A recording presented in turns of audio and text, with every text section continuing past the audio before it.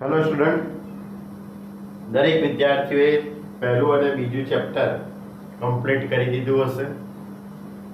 હવે આપણે chapter number 3 ત્રિકોણમિતીય વિધેયો એટલે કે ત્રિકોણમિતિની આપણે વાત કરવા જઈ રહ્યા છીએ. ત્રિકોણમિતિ વિશેની થોડીક વાતો તમે 10મા ધોરણની અંદર કરેલી છે. તો સૌથી પહેલા આપણે સમજીએ કે ત્રિકોણમિતિ એટલે શું. તો આ ત્રિકોણમિતિ એટલે શું તે સમજવા માટે આપણો આ જે શબ્દ છે ત્રિકોણમિતિ એને જરાક સંધિ છૂટી પાડું તો ત્રિકોણ વત્તા મિતિ આવું લખાય કે ના લખાય? થાય ના થાય? તો ત્રિકોણ એટલે ત્રણ રેખાખંડો વડે બનતી બંધ સમતલીય આકૃતિ. ત્રિકોણ એટલે ત્રણ રેખાખંડો વડે બનતી બંધ સમતલીય આકૃતિને આપણે ત્રિકોણ કહીએ છીએ. અને મિતિ એટલે માપણ કરવું. મિતિ એટલે માપણ કરવું. બરાબર? તો કોનું માપણ?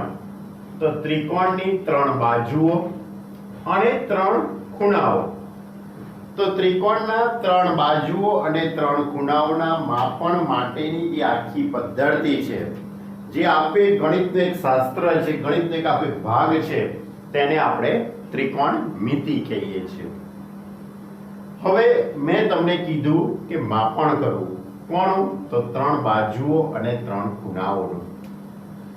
તો ત્રણ બાજુઓ અને ત્રણ ખૂણાઓના માપણ એ કોઈ પણ ત્રિકોણ માટે હોઈ શકે. કે સમદ્રી બાજુ ત્રિકોણ હોય, લઘુકોણ ત્રિકોણ હોય, ગુણકોણ ત્રિકોણ હોય, કોઈ પણ પ્રકારના ત્રિકોણ માટે એનું માપન થવું જોઈએ. એ સિવાય ત્રિકોણની ત્રણ બાજુઓ, ધારો કે આ એ ત્રિકોણ ABC, તમને ખ્યાલ છે લગભગ ઈસવીસન પૂર્વે 10મા 9મા ધોરણમાં, એમ 9મા 10મા ધોરણમાં એની સામેનો જે રેખાખંડ છે તેને સ્મોલ a કહેવાય, બી ની સામેનો જે રેખાખંડ છે તેને સ્મોલ b કહેવાય, સી ની સામે જેનો રેખાખંડ છે તેને સ્મોલ c. એટલે રેખાખંડ AB એટલે સ્મોલ c, રેખાખંડ BC એટલે સ્મોલ a, રેખાખંડ AC ને b સંકેત વડે દર્શાવાય છે. અને તેના ખૂણાઓ ને કેપિટલ A, કેપિટલ B અને કેપિટલ C સંકેત વડે દર્શાવીએ છીએ. આ જે capital A, small b, capital B, small c, capital C વચ્ચે કોઈક સંબંધ રહેલો છે. કયો શબ્દ બોલ્યો? સંબંધ. સંબંધ આવે એટલે તમારે ચેપ્ટર નંબર 2 યાદ કરવું પડે. કારણ કે આપણા ચેપ્ટરનું નામ જો ત્રિકોણમિતીય વિધેયો. વિધેય એટલે સંબંધ, કોઈ ચોક્કસ પ્રકારનો સંબંધ છે. બરાબર? તો હવે આપણે આ બધા વચ્ચેના સંબંધ પ્રસ્થાપિત કરતા, આ બધાની વચ્ચેનો સંબંધ પ્રસ્થાપિત કરતા સૂત્રોની વાત કરવાની છે આ ચેપ્ટરમાં. એટલે કે હવે જે તમારો જે અભ્યાસ છે એ દરેક ત્રિકોણ માટે થશે. આવું હું એટલા માટે કહું છું કારણ કે તમે 10મા ધોરણની અંદર જે અભ્યાસ કરીને આવ્યા છો તે માત્ર કાટકોણ ત્રિકોણ પર આધારિત જ અભ્યાસ હતો. બરાબર? 10મા ધોરણનો જે અભ્યાસ હતો એની અંદર માત્ર કાટકોણ ત્રિકોણ જ તમને આવડે છે. અને હવે આપણે ધીરે ધીરે ધીરે ધીરે દરેક પ્રકારના ત્રિકોણો માટે આપણે ત્રિકોણમિતિની વાત કરવાની છે. ઓકે મિત્રો? તો હવે હું તમને સૌથી પહેલા જે 10મા ધોરણની અંદર જે તમે કાટકોણ ત્રિકોણની વાત કરીને આવ્યા છો એની થોડીક વાત કરી દઉં અને પછી આપણે ચેપ્ટરને આગળ લઈ જઈએ. તો તમારો જે અભ્યાસ છે કાટકોણ ત્રિકોણ, તો ધારો કે આ કાટકોણ ત્રિકોણ નામ આપી દઈએ A, B, C. આ એક કાટકોણ ત્રિકોણ છે. આ કાટકોણ ત્રિકોણમાં કોઈ પણ એક ખૂણાને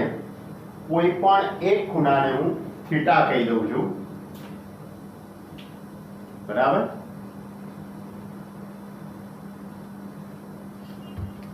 ધારો કે હું આ ખૂણાને થીટા નામ આપી દઉં. થીટા, આલ્ફા, બીટા, બરાબર, એવો કોઈ પણ સંકેતનો આપણે ઉપયોગ કરી શકીએ છીએ, બરાબર. તો એમાંનો અહીંયા મેં આને થીટા કીધું, તમારે આને થીટા કેવું હોય તો પણ કહી શકાય. બેમાંથી ગમે તે એકને આપણે થીટા કહી શકીએ છીએ. ઓકે, તો આ થીટા છે એની આ સામેની બાજુ થાય, આ થીટાની આ પાસેની બાજુ, અને આ એનો કર્ણ થશે. ઓકે, તો હવે આની ઉપરથી આપણે કેટલાક સૂત્રોની વાત તમારી જોડે કરવાની છે. જો એટલે કે સામેની બાજુ, પાસેની બાજુ અને કર્ણ એમની વચ્ચેનો સંબંધ મેળવતા સૂત્રો છે, એમને આપણે ત્રિકોણમિતીય ગુણોત્તરો કીધેલા છે. એમને આપણે શું કીધેલું છે? ત્રિકોણમિતીય ગુણોત્તર. બરાબર, ગુણોત્તર એટલે આ બધા ગુણોત્તર સ્વરૂપે આપણે ગોઠવેલા છે. તેમાંનું સૌથી પહેલા હતું sine theta. Sine theta is equal to સામેની બાજુ ભાગ્યા કર્ણ. આ આપણે એક સામાન્ય સૂત્ર છે. સામાન્ય સૂત્રની અંદર સામેની બાજુ એટલે થીટાની સામેની બાજુ એટલે AB કહેવાશે. એટલે AB અપોન કર્ણ, આ કર્ણ કયો થશે? AC. એટલે AB અપોન AC. હવે એ જ રીતે cos theta is equal to પાસેની બાજુ ભાગ્યા કર્ણ. તો થીટાની પાસેની બાજુ, તો થીટાની પાસેની બાજુ કઈ કહેવાશે? BC. એટલે BC અપોન AC. હવે ધારો કે આને હું નામ આપી દઉં x, અને y, અને આને r. આ રીતના નામ આપી દઈએ તો પણ એને આ રીતે સંકેતમાં લખી શકાય, x અપોન r. બરાબર, અને આને લખાશે cos theta એટલે y અપોન r. ત્યાર પછી tan theta. tan theta એટલે સામેની બાજુ ભાગ્યા પાસેની બાજુ. ઓકે, સામેની બાજુ ભાગ્યા પાસેની બાજુ એટલે કે AB અપોન BC. AB એટલે x અને BC એટલે y, એટલે કે x અપોન y. હવે એ જ રીતે એના પછી આવશે cot theta. તો cot theta is equal to પાસેની બાજુ ભાગ્યા સામેની બાજુ. તો થીટાની પાસેની બાજુ y કહેવાશે. એટલે કે આપણે એને પહેલા આ રીતે લખીએ, BC અપોન AB. એટલે કે BC એટલે y અને AC એટલે x. ઓકે, એટલે y અપોન x. એના પછી sec theta.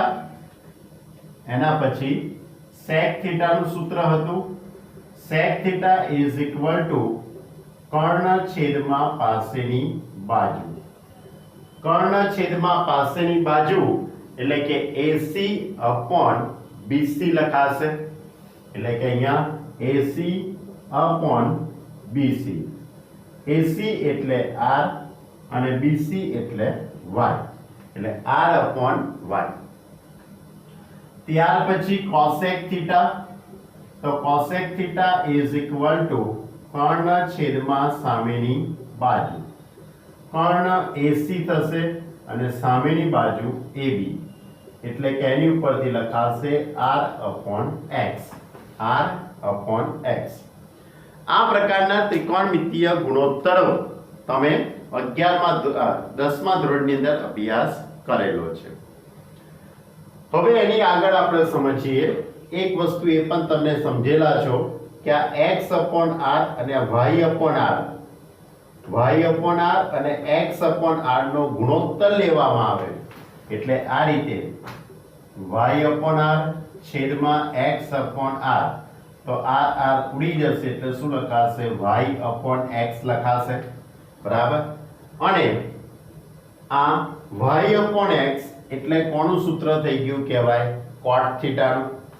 એ જ રીતે તમે આ બેનો ગુણોત્તર લેવામાં આવે x અપોન r અને y અપોન r, r ઉડી જશે એટલે x upon y અને x upon y એટલે કે tan થીટા થવાનું. એટલે આપણે એની ઉપરથી બીજા બે સૂત્રોની એક નોંધ કરી શકીએ જે તમને ખ્યાલ છે. જો ખ્યાલ ન હોય તો હવેથી યાદ રાખવાનું છે બરાબર કે tan theta is equal to sin theta upon cos theta. એ જ રીતે cot theta is equal to cos theta upon sin theta. tan theta is equal to sin theta upon cos theta અને cot theta is equal to cos theta upon sin theta. એ સિવાય tan theta અને cot theta આ બંને એકબીજાના વ્યસ્ત છે. આ બંને એકબીજાના વ્યસ્ત છે એટલે કે એને હું આ રીતે પણ લખી શકું. tan theta is equal to 1 upon cot theta અથવા cot theta is equal to 1 upon tan theta. આ રીતે પણ લખી શકાય છે. હવે cos theta એટલે y upon r અને sec theta એટલે r upon y. તમે જુઓ cos theta એટલે y upon r અને sec theta એટલે r upon y. તેનો અર્થ એવો થયો કહેવાય કે યા sec theta અને cos theta એકબીજાના વ્યસ્ત છે. એટલે sec theta is equal to 1 upon cos theta થશે. તે જ રીતે તમે sin theta જુઓ. sin theta એટલે x upon r જ્યારે cosec theta is equal to r upon x. એટલે કે એની ઉપરથી એવું પણ કહી શકાય કે cosec theta is equal to 1 upon sin theta. cosec theta is equal to 1 upon sin theta. હવે આની ઉપરથી આપણે એવી પણ બાબતને નોંધ કરી શકીએ કે આ tan theta સામે જતા રહે તો cot theta into tan theta is equal to 1. cot theta into tan theta is equal to 1. એ જ રીતે cos theta સામે જતા રહેશે તો sec theta into cos theta is equal to 1. sin theta સામે જતા રહેશે તો cosec theta into sin theta is equal to 1. Clear? તો આ બધા જે કંઈ સૂત્રો છે તમારે યાદ રાખવાના છે. હવે કોઈ વિદ્યાર્થીએ 10મા ધોરણની અંદર ત્રિકોણમિતિનું ચેપ્ટર ન કર્યું હોય તો પણ ટેન્શન લેતા નહીં. અહીંયાથી જે કંઈ વાતો છે એ બધી જ ચર્ચાને વ્યવસ્થિત શાંતિથી તમારે જોવાની, શાંતિથી તેને 2-3 વખત વિચારવાનું અને એ રીતે તૈયારી કરશો તો ત્રિકોણમિતિમાં કંઈ ગભરાવા જેવું છે નહીં. હા, પણ આજે જેટલા સૂત્રો ચલાયા છે એટલા સૂત્રો આજે જ તૈયાર કરવા પડે. પછી તમે વિચારો કે ભાઈ ચલો સૂત્રો પછી તૈયાર કરીશું, દાખલા ગણવાની શરૂઆત કરું, તે પોસિબલ થશે નહીં. ઓકે, હજુ પણ બીજા 2-3 સૂત્રોની વાત કરવી છે તમારે જો 10મા ધોરણના જ, અને ત્યાર પછી આપણા ચેપ્ટરને આગળ લઈ જવું છે. ઓકે, તો તમે પાયથાગોરસના પ્રમેય વિશે અભ્યાસ કરીને આવેલા છો.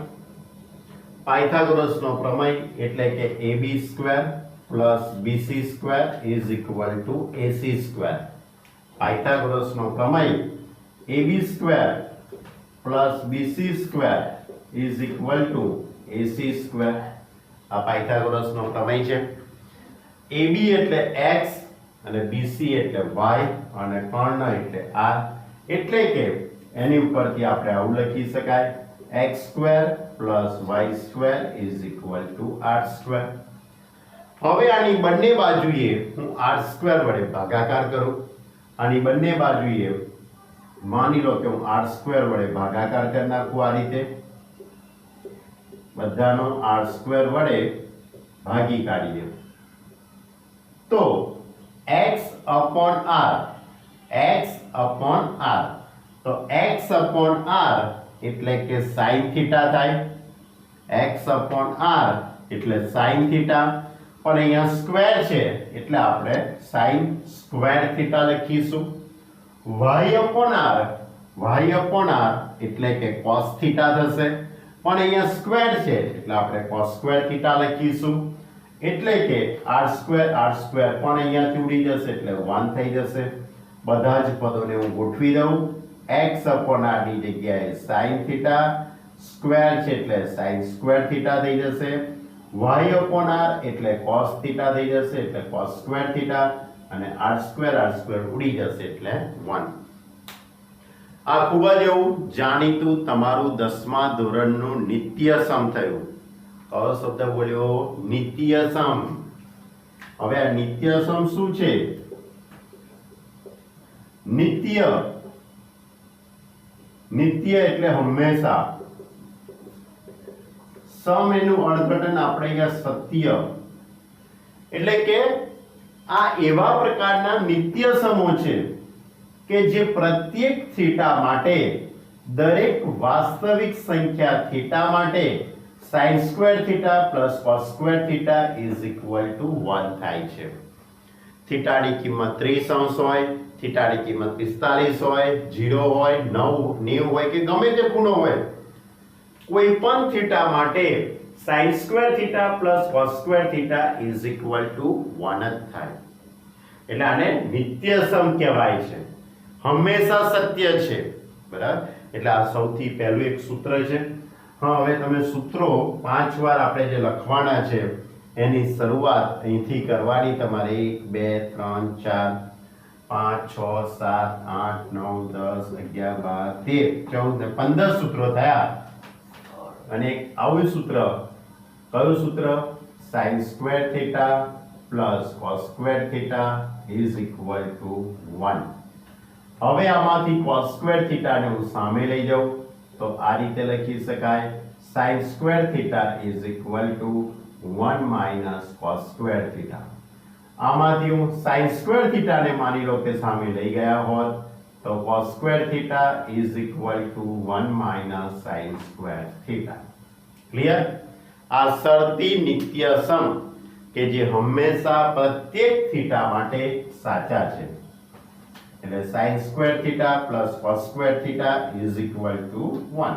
એટલે ટૂંકમાં પાયથાગોરસના પ્રમેય ઉપરથી બનાવેલા ગુણોત્તર પરથી આ બનેલું છે. હવે આપણી જોડે આ જે સૂત્ર છે sin square theta is equal two 1 minus cos square theta. હવે આના દરેક પદને cos સ્ક્વેર થીટા વડે ભાગાકાર કરું. દરેકને શેના વડે ભાગાકાર કર્યો? cos સ્ક્વેર થીટા વડે. 1 upon cos square theta, cos square theta upon cos square theta. દરેક પદને cos સ્ક્વેર થીટા વડે ભાગતા તો શું બનશે? તો જો sin square theta upon cos square theta એટલે કે sin theta upon cos theta નો વર્ગ કહેવાશે. પણ sin theta upon cos theta, sin theta upon cos theta એટલે tan થીટા થાય કે ના થાય? અને ઉપર સ્ક્વેર કરેલો છે એટલે અહીંયા શું લખાશે? tan square theta. 1 upon cos આવી રહ્યું. 1 upon cos એટલે sec થીટા, 1 upon cos એટલે sec થીટા ને સ્ક્વેર કર્યો એટલે sec square theta. cos square theta ઉડી જશે એટલે 1. તો શું થયું? tan square theta is equal two sec square theta minus 1. આ માઈનસ 1 ને આ બાજુ લઈ દઉં તો પ્લસ, અને tan સ્ક્વેર થીટા આ બાજુ જશે તો માઈનસ. એટલે કે એની ઉપરથી એક સૂત્રની બીજી એક આપણે નોંધ કરીએ. કયું સૂત્ર? તો sec square theta minus tan square theta is equal two 1. કયું સૂત્ર? sec square theta minus tan square theta is equal two 1. અને આમાંથી આ tan સ્ક્વેર થીટા હું સામે લઈ જાઉં તો મારી જોડે બીજું એક સૂત્ર બનશે, sec square theta is equal two 1 plus tan square theta. અને આમાં હું tan સ્ક્વેર થીટા ને કરતા બનાવું, આમાં હું tan સ્ક્વેર થીટા ને કરતા બનાવીએ તો tan square theta is equal two sec square theta minus 1. Okay, છે ને ખૂબ જાણીતું આ સૂત્ર? ઓકે, હોશિયાર વિદ્યાર્થીઓ છો. હવે આપણી જોડે બીજું એક સૂત્ર છે અહીંયા, cos square theta is equal two 1 minus sin square theta. હવે અહીંયા દરેક પદને cos સ્ક્વેર થીટા વડે ભાગાકાર કરો. દરેક પદને આપણે શેના વડે ભાગાકાર કરીએ? cos સ્ક્વેર થીટા વડે ભાગી કાઢીએ. 1 અપોન સોરી આપણે sin સ્ક્વેર થીટા વડે ભાગીએ તો તમારું મારું સેટિંગ થઈ જાય. બરાબર, દરેક પદને શેના વડે ભાગાકાર કરીએ? sin સ્ક્વેર થીટા વડે. 1 upon sin square theta minus sin square theta upon sin square theta. દરેક પદને sin સ્ક્વેર થીટા વડે ભાગતા તો શું થયું? cos upon sin, cos upon sin, cot cot. 1 upon sin, 1 upon sin કાં ગયો? આઈડિયો cosec થીટા અને sin સ્ક્વેર થીટા ઉડી જશે. તો આ બધાનું આપણે જો સેટિંગ પાડીએ, cos square theta upon sin square theta એટલે cot square theta, 1 upon sin square એટલે cosec સ્ક્વેર થીટા અને ઉડી જશે એટલે 1. તો હવે આની ઉપરથી આ 1 ને હું આ બાજુ લઈ દઉં, cot સ્ક્વેર થીટા ને સામે લઈ જાઉં તો એ ખૂબ જ એવું સરસ મજાનું તમારું સૂત્ર થઈ જાય 10મા ધોરણનું. cosec square theta minus cot square theta is equal two 1. કયું સૂત્ર? cosec square theta minus cot square theta is equal two 1. અને આમાંથી તમારે cot સ્ક્વેર થીટા ને સામે લઈ જવાના તો cosec square theta is equal two 1 plus cot square theta. આમાંથી cot સ્ક્વેર થીટા ને હું કરતા બનાવું તો cosec square theta minus 1. Clear? તો આ હતા 10મા ધોરણના ખૂબ જ એવા અગત્યના સૂત્રો જ્યાંથી તમે ત્રિકોણમિતિની શરૂઆત કરી. તમારી જિંદગીની અંદર તમારા ડીએનએ ની અંદર ત્રિકોણમિતિ દાખલ થયું. બરાબર, પહેલું ઇન્જેક્શન હતું ત્રિકોણમિતિનું 10મા ધોરણનું.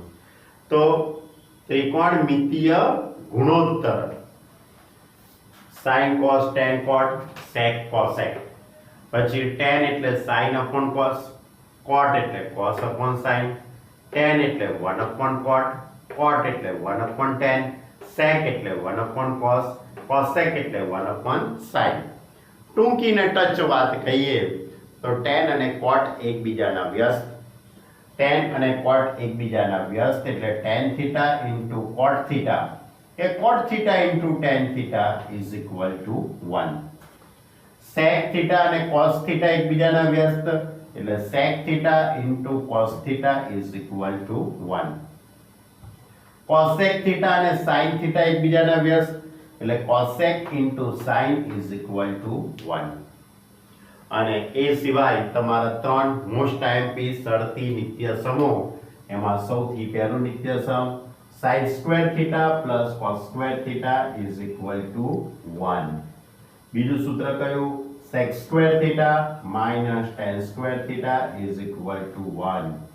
ત્યાર પછી cosec square theta minus cot square theta is equal two 1.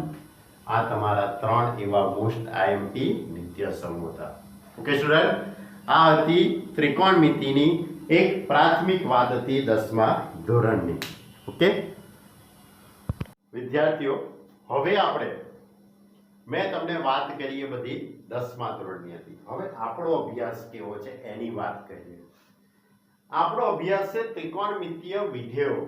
એટલે હવે આપણા માટે sin, cos, tan, cot, sec, cosec આ બધા વિધેયો છે. હવે પણ કેવા પ્રકારના વિધેયો તો એના વિશેની વાત કરતા પહેલા આપણે ચેપ્ટરની અંદર સૌથી પહેલા વર્તુળ વિશે સમજવું પડશે અને પછી ત્રિકોણમિતિય વિધેય આપણે સમજવાનું છે.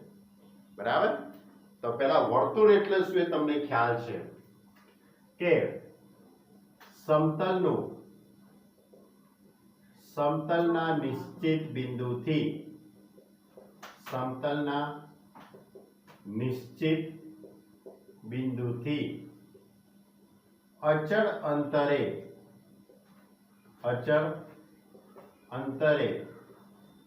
આવેલા તમામ બિંદુઓના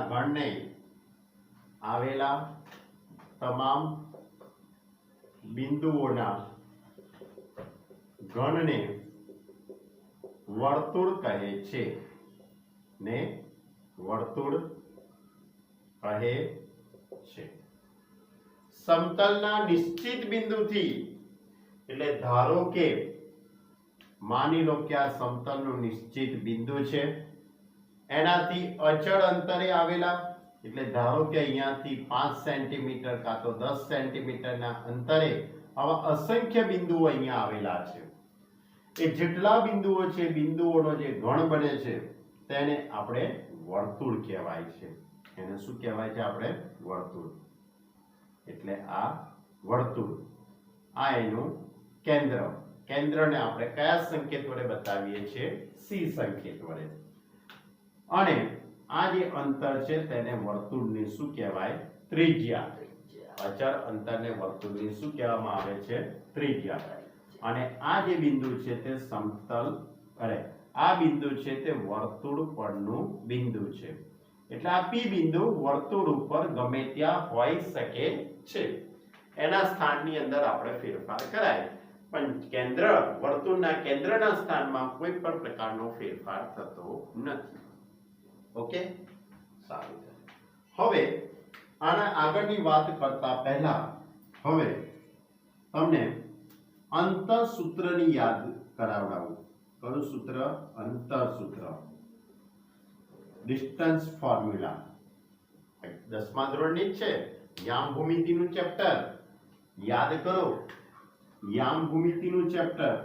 એ બિંદુના યામ x1 y1 અને બી બિંદુના યામ x2 y2 છે.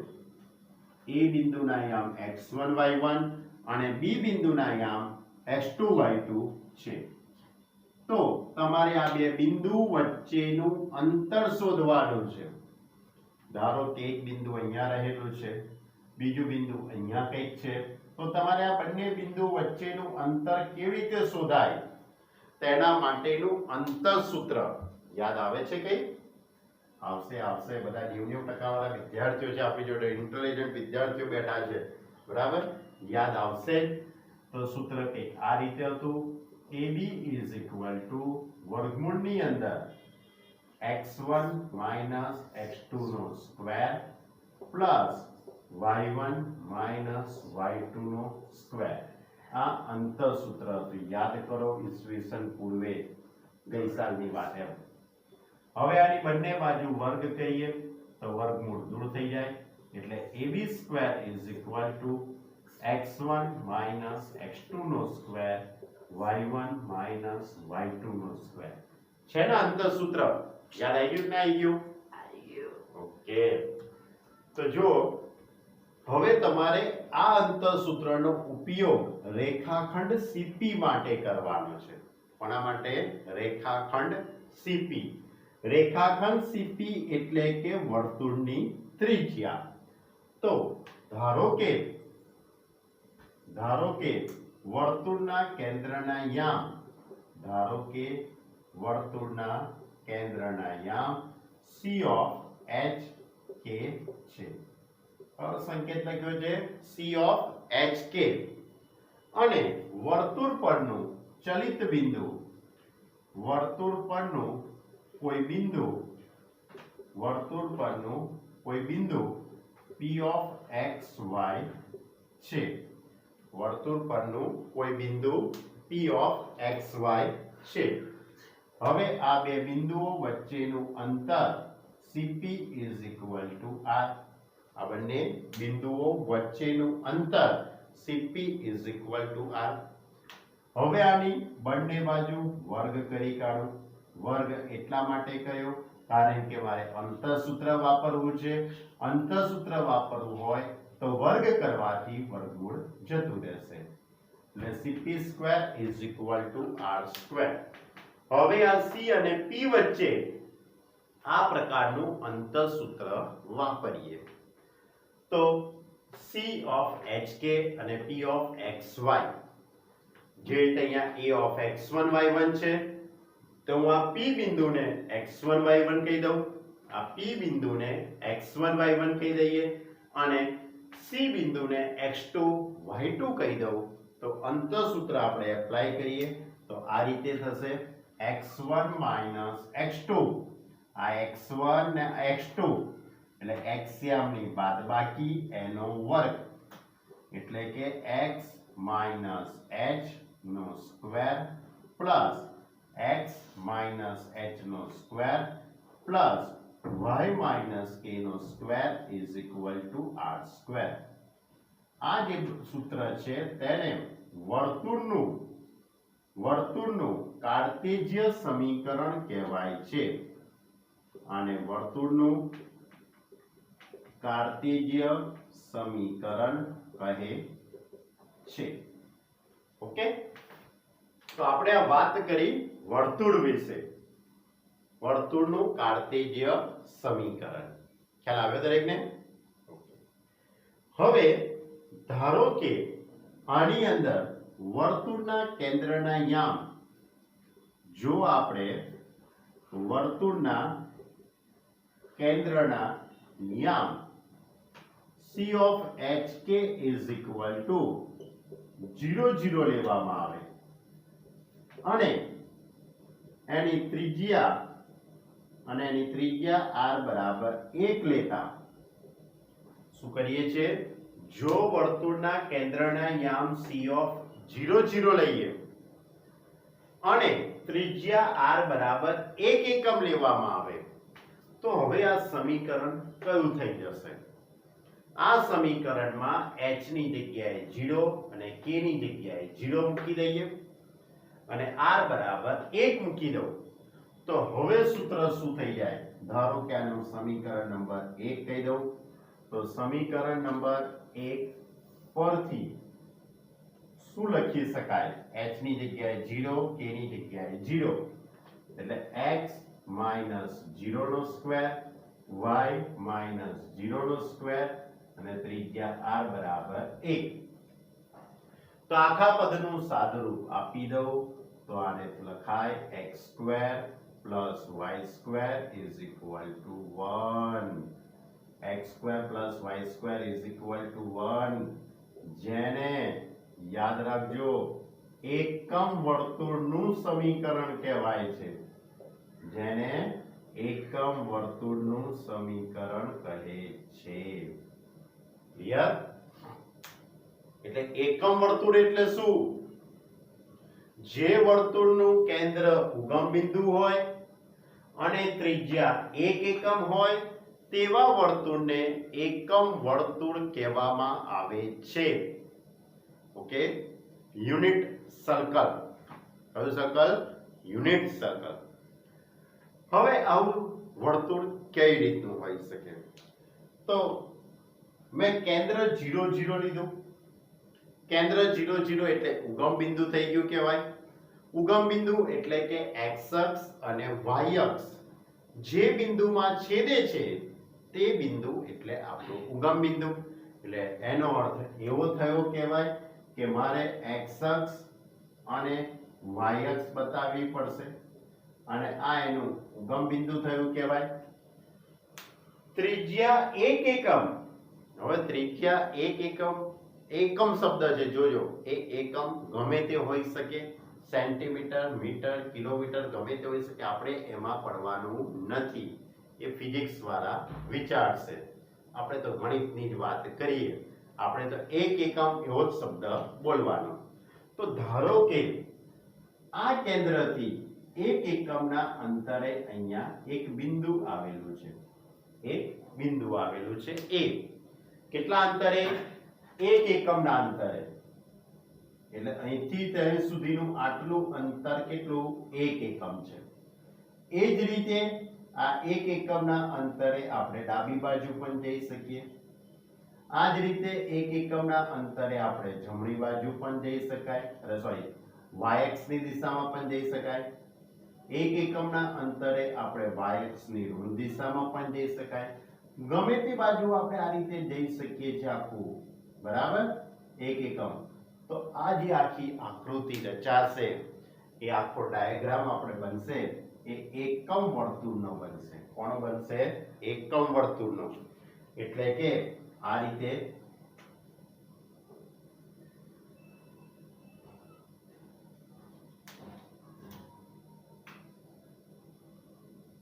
y અક્ષ, આ x અક્ષ, આ x અક્ષ અને આ y અક્ષ.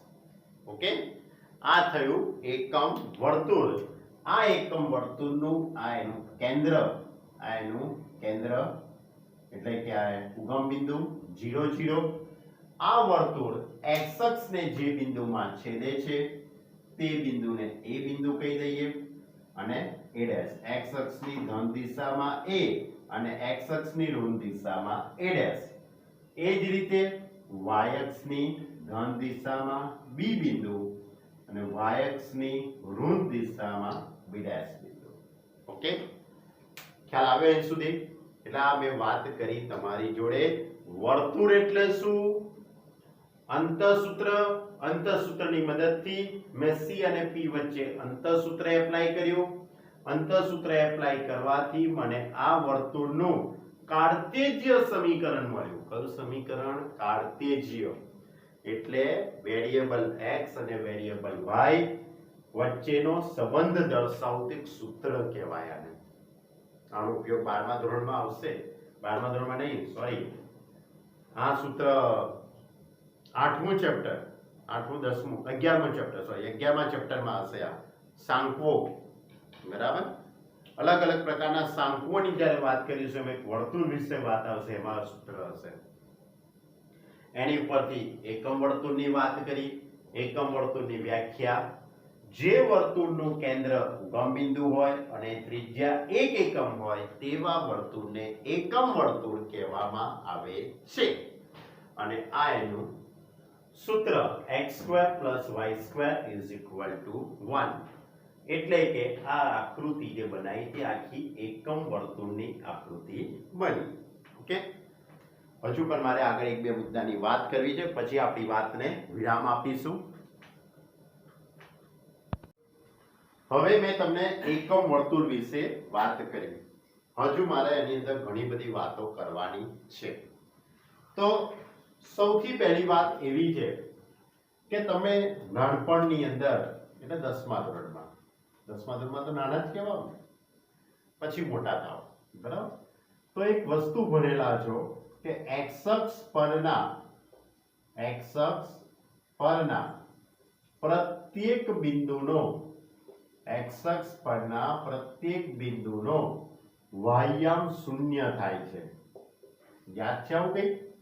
x અક્ષ પરના પ્રત્યેક બિંદુનો વાયામ શૂન્ય થાય અને એના કરતા ઊંધું y અક્ષ પરના પ્રત્યેક બિંદુનો, y અક્ષ પરના પ્રત્યેક બિંદુનો x યામ શૂન્ય થાય છે. આવું આપણે 10મા ધોરણની અંદર અભ્યાસ કરેલો છે તમે, કે x અક્ષ પરના પ્રત્યેક બિંદુનો y યામ શૂન્ય થાય અને y અક્ષ પરના પ્રત્યેક બિંદુનો x યામ શૂન્ય થાય છે. તમને થાય છે કે આની વાત કરવાની સાહેબ ક્યાં જરૂર પડી વચ્ચે? તમારે પડી છે જરૂર. હવે આપણું આ એકમ વર્તુળ તમે જુઓ, આ એકમ વર્તુળ, એકમ વર્તુળ x અક્ષ અને y અક્ષને જે બિંદુમાં છેદે છે, એકમ વર્તુળ x અક્ષ અને y અક્ષને જે બિંદુમાં છેદે છે તે બિંદુના મારે યામ શોધવા છે.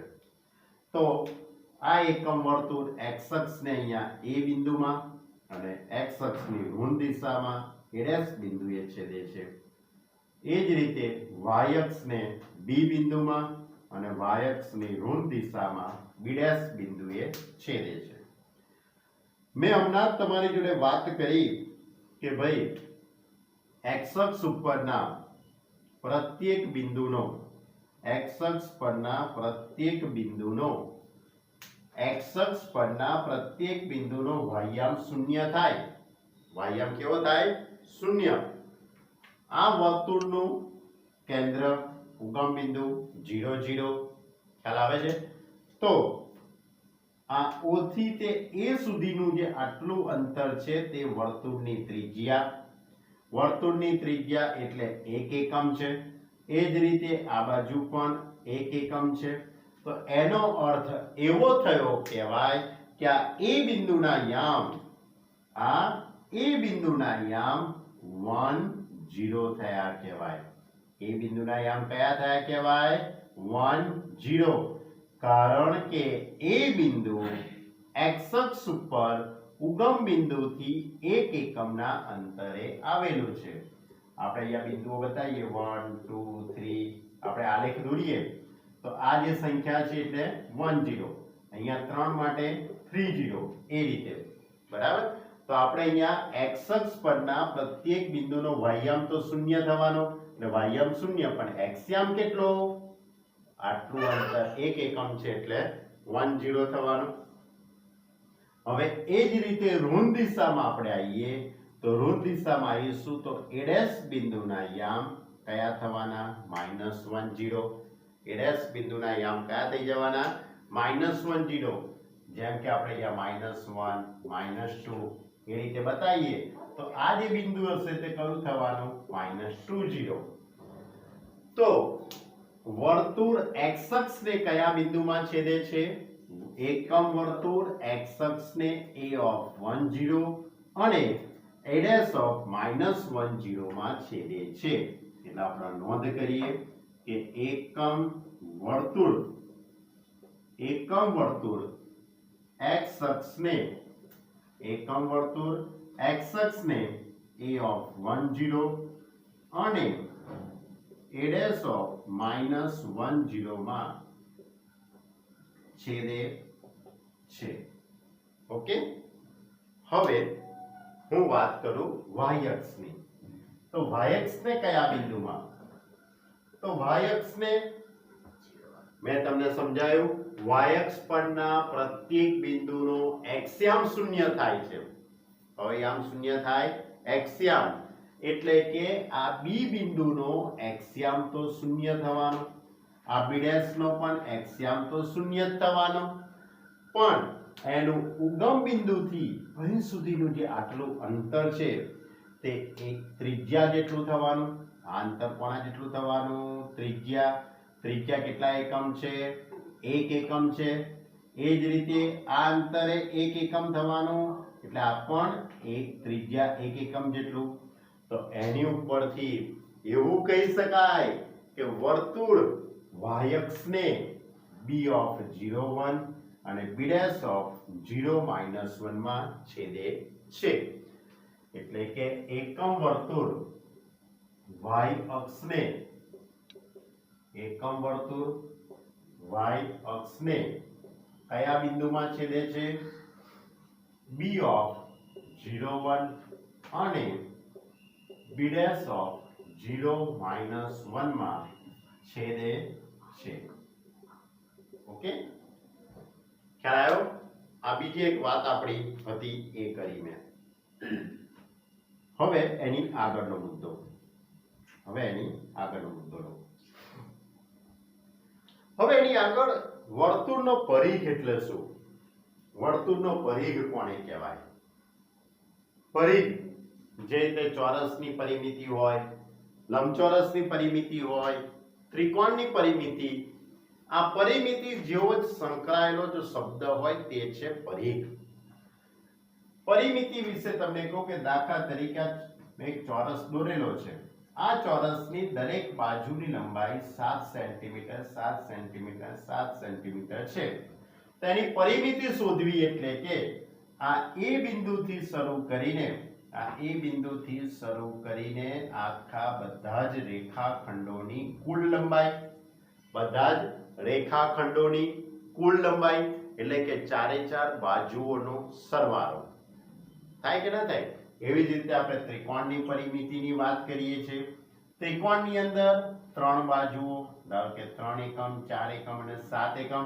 તેના ત્રણે ત્રણ રેખાખંડોનો સરવાળો કરીએ એટલે ત્રિકોણની પરિમિતિ થઈ કહેવાય. તો વર્તુળની અંદર કેવી રીતે? તો વર્તુળમાં કેવી રીતે?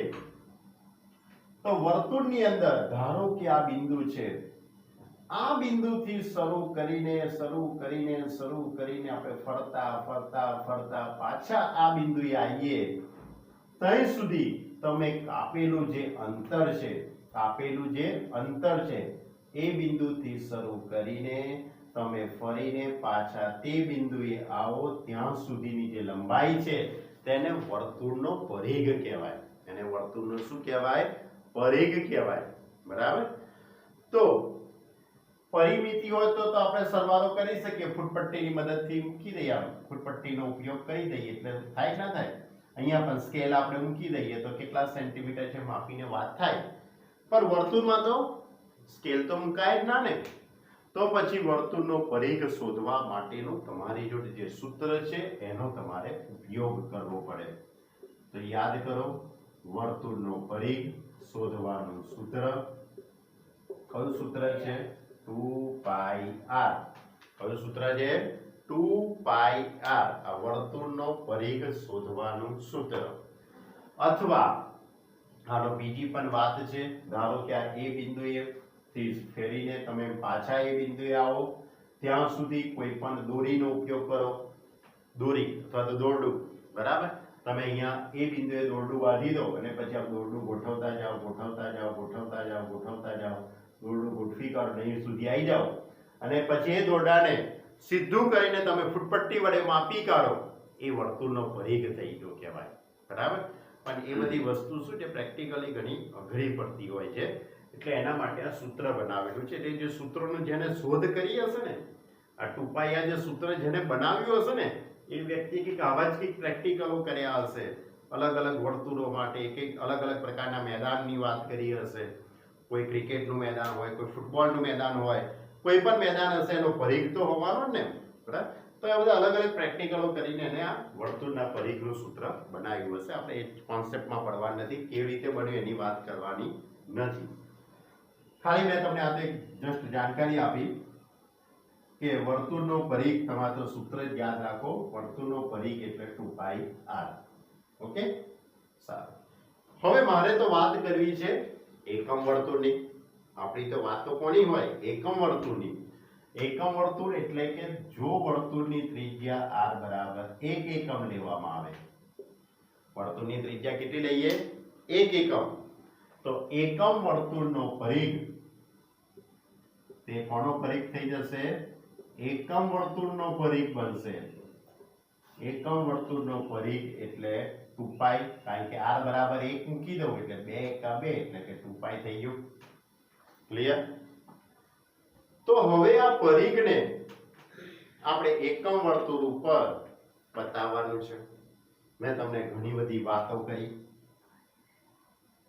આ એ બિંદુ આપણું કયું? આ એ બિંદુ. આ એ બિંદુએથી શરૂ કરીને શરૂઆતમાં તો અહીંયા જ ઊભો હોઉં એટલે મેં કાપેલું અંતર તો શૂન્ય જ થવાનું ને. બરાબર. તો આ એ બિંદુએથી શરૂ કરીને હું પાછો એ બિંદુએ આવું ત્યાં સુધી મેં કાપેલું અંતર કેટલું થયું કહેવાય? વર્તુળના પરિઘ જેટલું થયું કહેવાય ને. કેટલું થયું કહેવાય? વર્તુળના પરિઘ જેટલું. તો શરૂઆતની અંદર અહીંયા કઈ જ નહોતું એટલે આપણે અહીંયા 0 હતા. બરાબર. આ x અક્ષ આપણી આખી x અક્ષ છે એકમ વર્તુળ ઉપર. શરૂઆતમાં કઈ જ નહોતું કાપ્યું અંતર એટલે 0. હું ફરીને પાછો અહીંયા આવું છું તો મેં કાપેલું અંતર કેટલું થયું કહેવાય? 2π જેટલું થયું કહેવાય. કેટલું થયું કહેવાય? 2π જેટલું. પણ ધારો કે અહીંયા એ બિંદુએથી હું a' સુધી જ ચાલું છું, વધારે ચાલતો નથી. કેટલું ચાલુ છું? એ બિંદુથી a' સુધી આટલું અડધું જ ચાલુ. તો શું થાય? 0 હતું શરૂઆતમાં, તો હું અહીંથી તે અહીં સુધી આવું તો આખો પરિઘ 2π. આખો પરિઘ 2π.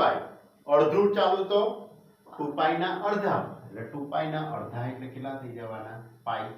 એટલે અહીંયા શું આવશે પાઈ આવશે પણ ધારો કે મારે તો એટલું એ નથી ચાલવું થાકી ગયા આપણે તો બધા 800 વ્યક્તિઓ એટલે આટલું જ ચાલવું છે વર્તુળના ચોથા ભાગનું જ મારે તો ચાલવું છે તો શું તો આખો પરિઘ કેટલો 2π આખો સર્કલ 2π એનો ચોથો ભાગ એટલે π/2 તો એ વખતે આ એ બિંદુથી અહીં સુધીનું એટલે આ બી બિંદુ સુધીનું અંતર કેટલું થવાનું π/2 તો હવે ધારો કે હું આ y અક્ષ અહીંયા દોરી દઉં તો y અક્ષ વર્તુળ બી બિંદુમાં છેદે છે તે વખતે a થી તે b સુધીની લંબાઈ કેટલી થઈ કહેવાય π/2 થઈ કહેવાય a થી b સુધીની લંબાઈ કેટલી થઈ કહેવાય π/2 એટલે પ્રત્યેક એવું વિચારી કે દરેક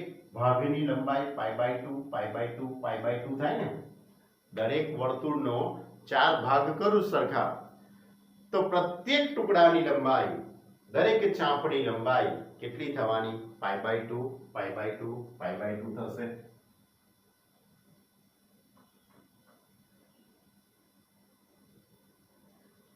એટલે કે કહેવાનો અર્થ એમ છે કે ચાપ AB ની લંબાઈ કોની લંબાઈ ચાપ AB A થી B સુધીની લંબાઈ B થી A' ની લંબાઈ ક્યાંથી ક્યાંની B થી A' ની લંબાઈ L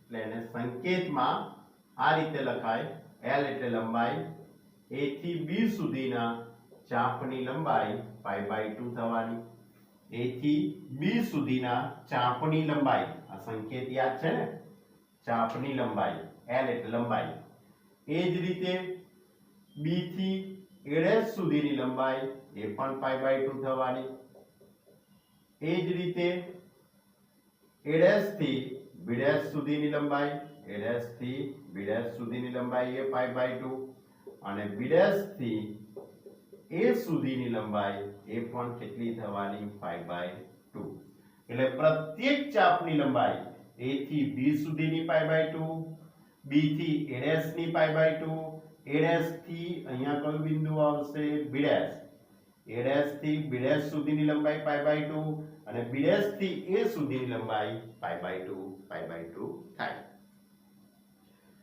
હવે એની ઉપરથી એક મુદ્દો નોંધ કરીએ કે A થી A' સુધીની લંબાઈ π A થી A' સુધીની લંબાઈ π પછી હવે આ B' સુધી A થી B' સુધીની લંબાઈ કેટલી થાય ત્યાંથી A થી B' સુધીની લંબાઈ કેટલી થાય આ A બિંદુથી શરૂ કરીને B' સુધીની લંબાઈ એ લંબાઈ કેટલી થવાની તે લંબાઈ થવાની 3π/2 કેટલી થઈ જવાની અહીંયા 3π/2 ઓકે એટલે આપણે આપણી મુસાફરી 0 થી શરૂ કરીએ છીએ 0 થી એટલે A બિંદુએથી આપણે શરૂ કરીને પાછા A બિંદુએ આવી જઈએ ત્યાં સુધીની લંબાઈ 2π જેટલી થઈ કહેવાય ઓકે આ વાત મેં કરી તમારી જોડે વર્તુળના પરિઘ ઉપરથી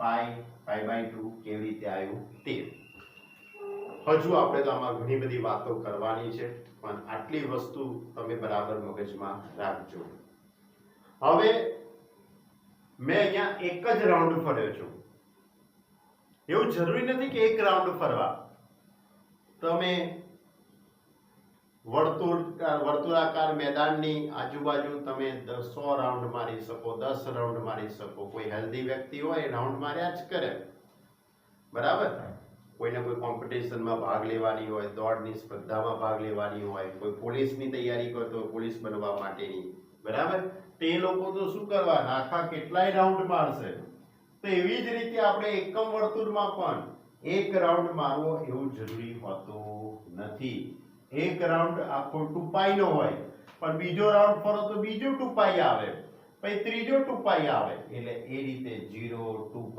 4π 6π 8π એ રીતે આયા જ કરે અને એ રીતે અડધું વિચારીએ તો અહીંયા પાઈ, 3 પાઈ, 5 પાઈ, 7 પાઈ એ રીતે બધું આયા જ કરશે, બરાબર. અને અહીંયા શું હશે એની વાત મારે તમારી જોડે કરવાની છે.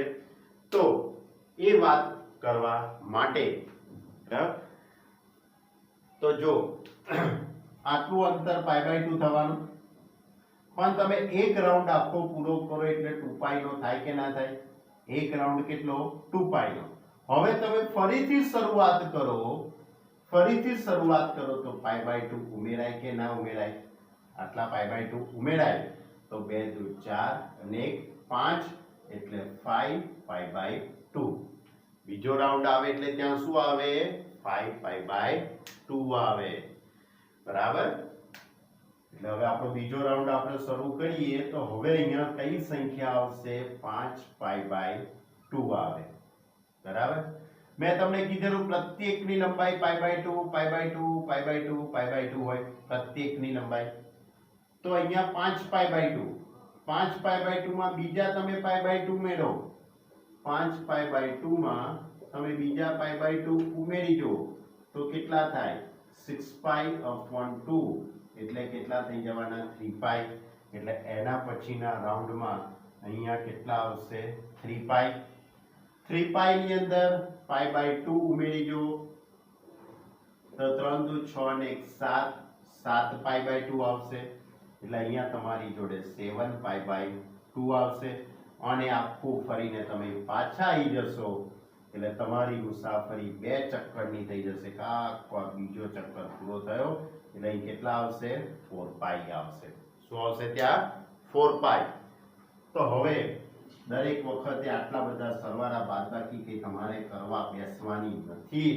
તમારે તો ટૂંકીને ટચ વાતો યાદ રાખવાની છે કે x અક્ષ ઉપર, આ x અક્ષ અહીંયા 0 થી શરૂ કરવાનું, પછી 2π, 4π, 6π. એટલે અહીંયા બધી યુગ્મ સંખ્યાઓ આવશે. કેવી સંખ્યાઓ આવશે? બધી યુગ્મ, બરાબર. અને આ બાજુ ઋણ દિશાની અંદર બધી અયુગ્મ સંખ્યાઓ આવશે. થોડું ડાયવર્ઝન આપી દઈએ આપણે, કારણ કે આપણે અહીંયા મુસાફરી શરૂ કરી છે, મુસાફરી અટકી જાય તો મજા ન આવે, બરાબર. એટલે 3π, 5π, 7π, 9π બધી અયુગ્મ સંખ્યાઓ આવશે આ બાજુ. એટલે x અક્ષ ઉપર x અક્ષની ધન દિશામાં 0, 2π, 4π, 6π, 8π એ બધી સંખ્યા આવશે. અને ઋણ દિશામાં બધી અયુગ્મ સંખ્યાઓ આવશે. π, 3π, 5π, 7π, 9π એ રીતે. ક્લિયર? ઓકે. હવે આની વાત કરું કે ભાઈ y અક્ષ ઉપર કેવું હશે? તો તમને કહી દઉં, જો આ 1π/2 એકની અંદર 4 ઉમેરો એટલે 5 આવે કે ના આવે? એકમાં 4 ઉમેરીએ તો કેટલા આવે? 5. એટલે 1π/2 ની અંદર 4 ઉમેરવાથી 5π/2 આવ્યા કે ના આવ્યા? તો એ જ લોજિક થી તમે આગળ વધો તો 5 ને 4 9, 5 ને 4 9π/2, 9 ને 4 13π/2, 13 ને 4 17π/2. એટલે એ રીતે આપણે આગળ વધી શકીએ. એ જ રીતે નીચે ઋણ દિશામાં જો 3 ને 4 7, 7 ને 4 11, 11 ને 4 15, બરાબર. એટલે આ રીતે ઋણ દિશામાં પણ જઈ શકાય. ક્લિયર? ફરીથી યાદ રાખો, જરાક આપણે આની દિશા લખવાની બદલી કરીએ, નહીતર તમારે શું થશે? બધા અત્યારે તો એક્સિડન્ટ થઈ જાય આપણે ખોટા મગજની અંદર, મગજના એક્સિડન્ટ. આપણે 3π/2, 3 ને 4 7π/2, 7 ને 4 11π/2, 11 ને 4 15π/2. આ રીતે આપણે આવશે. ક્લિયર? ફરીથી કહી દઉં છું, y અક્ષ ઉપર 4 4 ઉમેરતા જવાનું. y અક્ષ ઉપર કેટલા ઉમેરવાના? 4, બરાબર. અને x અક્ષ ઉપર 2 ઉમેરવાના.